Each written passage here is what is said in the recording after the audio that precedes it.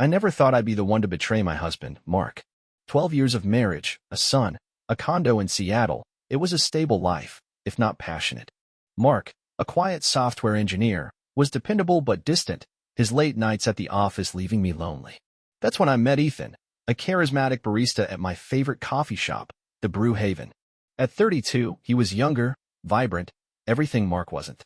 Our flirtations turned into stolen kisses, then secret meetups. I knew it was wrong, but Ethan's attention filled a void I couldn't ignore.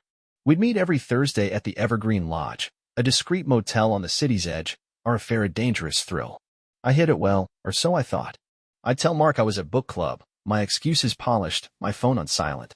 Ethan and I texted on a burner phone I kept in my purse, its messages a lifeline. Thursday at Evergreen. Can't wait, Claire. But Mark's demeanor shifted over the past month. His questions grew sharper. Where were you last night? His hazel eyes narrowing with suspicion. I brushed it off, blaming work stress, but my heart raced. One Wednesday, I found my purse rifled through, the burner phone untouched but my lipstick misplaced. My stomach churned. Had Mark seen it? I confronted our 10-year-old son, Noah, who'd been quiet lately. Did Dad ask about me? I asked, voice casual. Noah shrugged, avoiding my gaze. He said you're always gone. My chest tightened. Mark was on to me. Thursday, I kissed Mark goodbye, claiming book club, my hands trembling as I drove to Evergreen Lodge. Ethan waited, his smile easing my nerves, but I couldn't shake the feeling of being watched. We slipped into room 204, our laughter masking my unease. An hour later, I stepped out for air, leaving Ethan on the bed. That's when I saw Mark's gray sedan in the parking lot, his silhouette rigid, staring at the motel. My blood ran cold. He'd followed me. I ducked back inside, heart pounding, whispering to Ethan, Mark's here, we're done. Ethan laughed. He's a nerd, Claire. What's he gonna do? I wasn't so sure. Mark wasn't violent, but his silence held a rage I'd never seen. I grabbed my things, fleeing through the back exit, leaving Ethan behind. I didn't know then that I'd just sealed his fate, or that Mark's revenge would shatter our lives. Friday morning, I woke up in a cold sweat. The image of Mark's sedan burned into my mind. He was already gone, leaving a note, at work early. We need to talk tonight. His words were clipped, emotionless, but they sent a chill down my spine. I dropped Noah off at school, his innocent wave a stark contrast to the storm brewing inside me. I spent the day pacing our condo, replaying the night at Evergreen Lodge. Mark had seen me. There was no denying it. I checked my burner phone. Ethan hadn't texted since I fled. I sent a message. Are you okay? Mark knows. No reply. My stomach twisted with dread. At 6 p.m., Mark walked in, his face a mask of calm, but his eyes were dark, unreadable. Where's Noah? I asked, voice trembling. At a friend's, he said, voice low, deliberate. He set a manila folder on the kitchen counter, its contents spilling out. Photos of me and Ethan at Evergreen Lodge, timestamps dating back months, my burner phone text printed in black and white. My knees buckled. You followed me, I whispered, voice breaking, tears welling. For weeks, he said, voice cold, each word a blade. I hired a PI, Claire.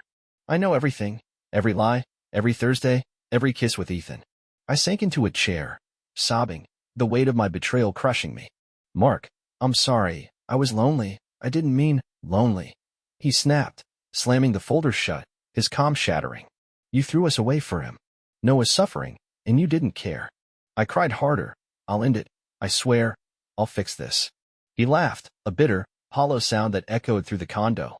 Too late, he said, pulling out his phone, showing a grainy photo, Ethan's car, abandoned in a wooded area, its windshield shattered, blood smeared on the hood. My heart stopped. What did you do? I whispered, voice trembling, fear gripping me. Mark's eyes bore into mine, devoid of remorse. I found him after you ran. He laughed. Claire thought I was weak. I showed him otherwise. I stared, horrified, as he continued, he's gone. No one will find him. I screamed, you killed him. Mark didn't flinch, his voice steady, chilling. I protected my family. You destroyed us. I ended him. I collapsed, sobbing, the reality sinking in. Mark's revenge was brutal, cold, and I'd driven him to it. What had I done? Saturday morning, the condo was a tomb, the silence suffocating. Mark sat at the kitchen table, sipping coffee, his face unreadable, as if he hadn't just confessed to murder. I hadn't slept, my eyes swollen from crying, Ethan's bloodied car haunting me. Noah was still at his friend's, oblivious to the nightmare unfolding. I couldn't look at Mark without trembling, his calmness terrifying. What now? I whispered, voice hoarse, my hand shaking as I gripped a mug of untouched tea. We move on, he said, voice flat, eyes cold. You'll never speak of this to anyone. We'll tell Noah you were sick last night. I've handled everything. I stared, horrified. Handled it? You killed a man, Mark. We need to go to the police. He stood, towering over me, his voice a low growl. You don't get to decide, Claire. You lost that right when you cheated. I did this for us, for Noah. I flinched, tears streaming down my face, his words a twisted justification. I wanted to run, to scream, but fear rooted me in place. Mark had always been methodical, a planner. Now I saw the darkness beneath it. That afternoon, he burned the manila folder in our fireplace, the photos curling into ash, erasing Ethan's existence. His car's gone, he said, watching the flames. I drove it to a scrapyard, paid cash to crush it. No body, no evidence. I felt sick, bile rising in my throat. What if someone saw you? I asked, voice trembling. They didn't, he said, his certainty chilling. I spent the day in a haze, jumping at every sound, expecting police at the door. Mark acted normal, cooked dinner, called Noah home, even smiled as Noah told us about his sleepover. I played along, my hand shaking as I served pasta, my mind screaming. That night, I found a news article on my phone. Local barista missing, Ethan Carter last seen Thursday. My heart pounded, the reality sinking in. Mark had eliminated Ethan, and I was complicit, trapped by my own guilt. I locked myself in the bathroom, sobbing, staring at my reflection. I'd caused this. My affair had turned Mark into a killer. I wanted to confess, to end this nightmare, but Mark's warning echoed. You'll never speak of this. I was trapped, a prisoner in my own home, haunted by Ethan's death and Mark's brutal revenge. Sunday passed in a fog, the weight of Ethan's death crushing me. Mark went to work, leaving me alone with Noah, who sensed my distress. Mom, you okay? He asked, his brown eyes wide with worry. I forced a smile, just tired, sweetie, but my voice cracked, and I hurried to my room, locking the door. I couldn't stop picturing Ethan's smile, his laugh, the way he'd made me feel alive now gone, because of me. I checked the burner phone, still no reply, its silence a grim confirmation. I deleted every message, smashed the phone with a hammer, and buried the pieces in the backyard, my hands trembling as dirt stained my nails.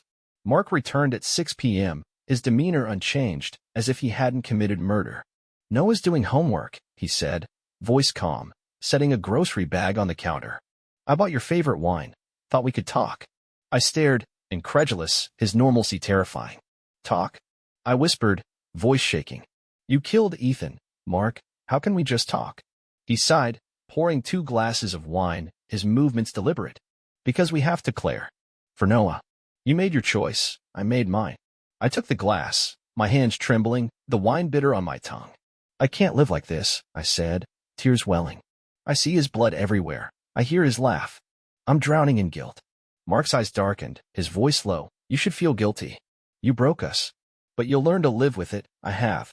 His words cut deep, a reminder of my betrayal, but also his crime. That night, I dreamed of Ethan, his body in the woods, blood pooling, Mark standing over him, emotionless. I woke up screaming, Mark shaking me awake. Quiet, he hissed. Noah will hear. I sobbed. I can't do this. I need to confess. Mark's grip tightened, his voice a growl. You confess. We both go down. Think of Noah, orphaned, alone. Is that what you want? I shook my head, tears streaming, his logic a cage. I spent the next day in a haze, avoiding mirrors, unable to face myself. Mark monitored me, his presence suffocating, his revenge a chain I couldn't break. I'd caused this. My affair had unleashed a monster, and now I was trapped, drowning in guilt, with Ethan's death a permanent stain on my soul. Monday, the news escalated. Missing barista case deepens, police search for Ethan Carter. My heart pounded as I read the article, detailing Ethan's last known location, Evergreen Lodge, Thursday night. I glanced at Mark, who was reading the same article on his tablet, his face impassive. They're looking, I whispered, voice trembling, my hands gripping my coffee mug. They won't find him, Mark said, voice steady, not looking up. I made sure of it. His certainty chilled me, but doubt gnawed at me. What if he'd missed something? That afternoon, 2 detectives knocked on our door, badges gleaming. Mrs. Claire Evans, the older one, Detective Harris, asked. I nodded, my throat dry, Mark standing behind me, his hand on my shoulder, a warning. "We're investigating Ethan Carter's disappearance," Harris said, his eyes sharp.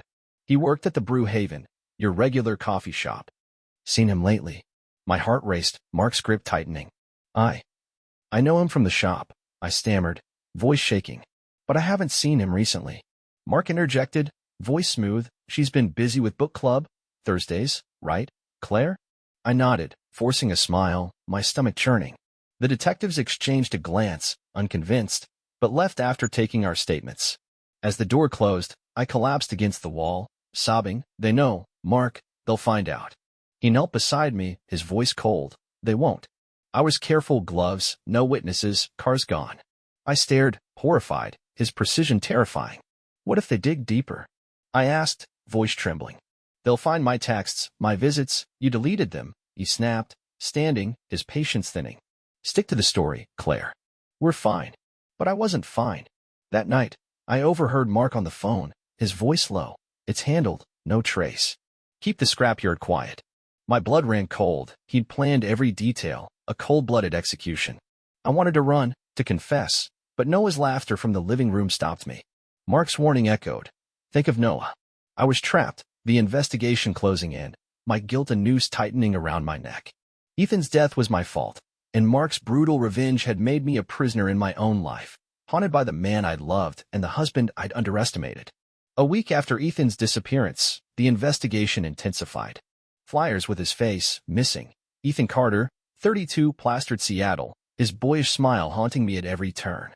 The Brew Haven closed temporarily, its staff questioned, whispers of my affair spreading among regulars. I stopped going, my guilt a spotlight I couldn't escape. Mark remained unshaken, his routine unchanged, work, dinner, bedtime stories for Noah.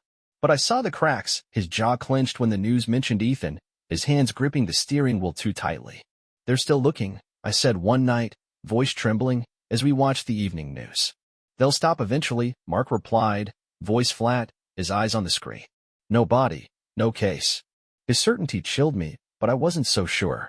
That night, Noah asked, "Mom, why are you sad all the time?" His innocent question broke me, tears welling as I hugged him. "I'm okay, sweetie," I lied, my voice cracking. Mark watched, his gaze a warning I couldn't break, not in front of Noah.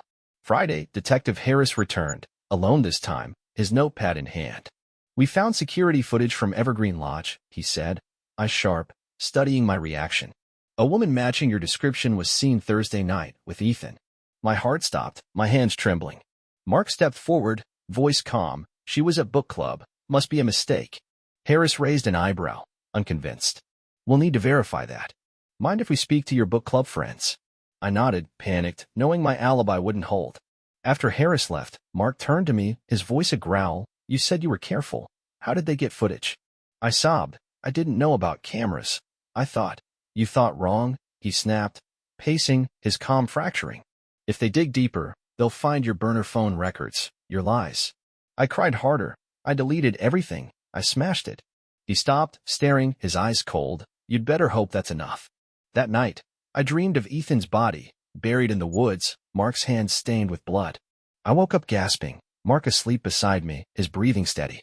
I couldn't live like this, haunted by guilt, trapped by fear. I wanted to confess, to free myself, but Mark's revenge had chained me to this nightmare, the investigation a ticking clock I couldn't escape. 2 weeks after Ethan's disappearance, the pressure became unbearable. The news reported a new lead. Witness saw a suspicious gray sedan near Evergreen Lodge Thursday night. My heart sank, Mark's car. I stared at him across the breakfast table, Noah eating cereal, oblivious. "They know your car," I whispered, voice trembling, my hands shaking. Mark's jaw tightened, but he didn't look up from his coffee. "They have nothing," he said, voice low, "no plates, no proof." His denial felt hollow, the investigation closing in like a noose.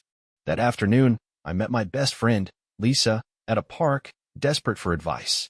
I broke down, sobbing. Mark killed Ethan, my lover. I cheated, and he eliminated him. Lisa stared, horrified, her face pale. "Claire, you need to go to the police now." I shook my head, tears streaming. "I can't. Mark will take me down with him.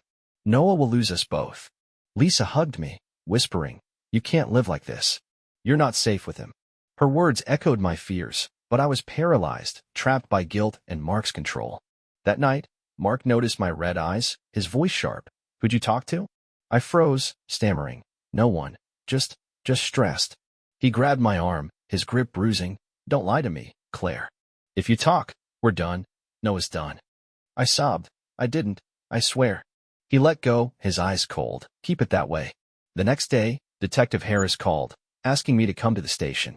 "We have questions about your book club alibi," he said, his tone firm. I panicked, telling Mark, who coached me, "Stick to the story, book club, 7 p.m., home by 10. Mention Lisa as your alibi." I nodded, trembling, knowing Lisa wouldn't lie for me. At the station, Harris showed me the footage, grainy, but unmistakably me, entering Evergreen Lodge with Ethan. "This you?" he asked. I shook my head, voice trembling. "No, I was at book club." Harris leaned back, unconvinced. "We'll see what Lisa says." I left, my heart pounding, knowing my lies were crumbling. Mark was waiting outside, his face a mask of rage. "You're cracking," he hissed. "If you break, we both go down." I sobbed. "I can't do this. I need to confess." His eyes darkened, his voice a growl. "You confess, you'll regret it." I was trapped, the investigation unraveling my lies, Mark's brutal revenge a chain I couldn't break. 3 weeks after Ethan's disappearance, I reached my breaking point. The investigation tightened. Lisa had told Harris the truth. I wasn't at book club. Detectives searched our condo, finding nothing, but their questions grew sharper. "We know you were at Evergreen Lodge," Harris said, showing phone records linking my burner to Ethan's. I denied everything, my voice trembling, Mark's coaching echoing in my mind. But the guilt consumed me, Ethan's face in every shadow, his blood on my hands. I couldn't eat, couldn't sleep. My reflection a stranger, haunted by my affair and Mark's crime. Noah noticed, clinging to me. "Mom, why are you scared?" I hugged him, sobbing, unable to answer. Mark's control tightened, his presence suffocating. He'd watch me, checking my phone, locking the doors at night. "You're a liability," he said one evening, voice cold, his hazel eyes devoid of the man I'd married. "If you crack, I'll make sure you pay." His threat was clear. I was next. That night, I packed a bag while Mark slept, slipping Noah's favorite stuffed bear inside. I wrote a note. "Mark, I can't live with this. I'm going to the police. I'm taking Noah. Don't follow us." I woke Noah at 2 a.m., whispering, "We're going on a trip, sweetie." He rubbed his eyes, confused, but followed. We drove to a motel on the outskirts, my hands trembling as I checked in under a fake name. I called Lisa, sobbing. "I'm confessing Mark killed Ethan. I need help." She promised to meet us, urging me to call the police. At dawn, I drove to the station, Noah asleep in the back seat. I walked in, trembling, and told Harris everything: my affair, Mark's discovery, Ethan's murder, the car, the scrapyard. "Mark killed him," I sobbed. "I'm complicit." I lied. I covered for him. Harris listened, his face grim, radioing for Mark's arrest. I handed over the burner phone pieces I'd buried, my hands shaking as I recounted every detail. They took Noah into protective custody, his cries breaking my heart as I was arrested for obstruction. Mark's brutal revenge had destroyed us all, Ethan dead, our family shattered, my life a wreckage of guilt and fear. I'd escaped his control, but the cost was everything. For weeks after Ethan's disappearance, Mark was arrested at his office, his coworkers stunned as detectives cuffed him. I watched the news from a holding cell, my heart pounding as footage showed him, expressionless, being led away. "Seattle man charged with murder of wife's lover," the headline read, detailing Ethan's disappearance, my affair, Mark's cold-blooded act. I'd confessed everything, my statement leading police to the scrapyard, where they found traces of Ethan's car, blood, DNA, a partial VIN number. They searched the woods near Evergreen Lodge, finding Ethan's body, buried shallow, his skull fractured, Mark's brutal work undeniable. I faced charges for obstruction, but my cooperation earned leniency, a plea deal, probation, and community service. Noah was placed with Lisa temporarily, his tearful visits breaking me. "Why did Dad do that, Mom?" he asked, his innocence shattered. I had no answer, my guilt a weight I'd carry forever.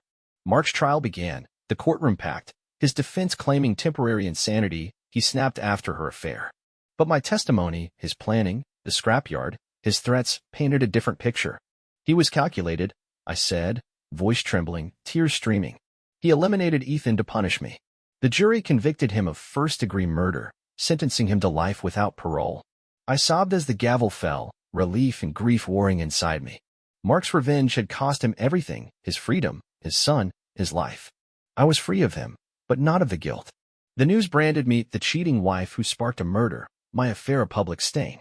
I lost my job, my friends, my reputation, moving to a small apartment with Noah, trying to rebuild. Lisa helped, but the whispers followed. Neighbors staring, Noah bullied at school. Your mom's a cheater, kids taunted, and I'd hold him as he cried, my betrayal a scar on his childhood. I started therapy, confronting my choices, Ethan's death, Mark's rage. I wrote letters to Ethan's family, apologizing, but they returned unopened, their hatred a mirror of my own. Mark's brutal revenge had ended my affair, but it also ended our lives as we knew them, leaving me to pick up the pieces of a shattered family, haunted by the lover I'd lost and the husband I'd driven to murder. A year after Ethan's death, I stood at a crossroads, my life a fragile reconstruction. Noah and I lived in a quiet suburb, our small apartment filled with his drawings, a tentative new beginning. He was in therapy, slowly healing, his laughter returning, though he'd flinch at loud noises, a reminder of the trauma Mark's actions left behind.